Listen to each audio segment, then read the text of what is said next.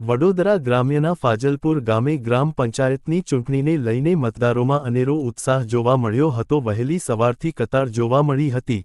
સમગ્ર રાજ્યની આજે ગ્રામ પંચાયતની ચૂંટણી છે। વડોદરા ગ્રામ્યની જો વાત કરીએ તો 250 કરતાં વધુ ગ્રામ પંચાયતમાંથી 218 ગ્રામ પંચાયતની ચૂંટણી છે અને 34 જેટલી ગ્રામ પંચાયત સમરસ થઈ ચૂકી છે। વડોદરા ગ્રામ્યના ફાજલપુર ગામે વહેલી સવારથી મતદારોની કતાર જોવા મળી હતી। મતદારોએ ઉત્સાહની સાથે મતદાન કર્યું હતું।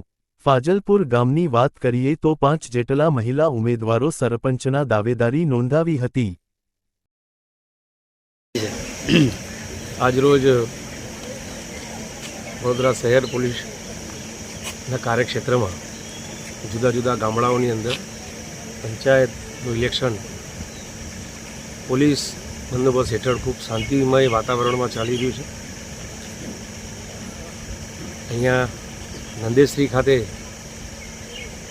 ફાજલપુર ગામની અંદર 4 બૂથ છે। છાણીની અંદર પણ 3 બિલ્ડિંગ અને 11 બૂથ છે અને કુલે તાલુકાના વડોદરા તાલુકાના 102 બૂથનું ખૂબ શાંતિમય વાતાવરણમાં પોલીસ બંદોબસ્ત સાથે પંચાયતનું ઇલેક્શન ચાલી રહ્યું છે।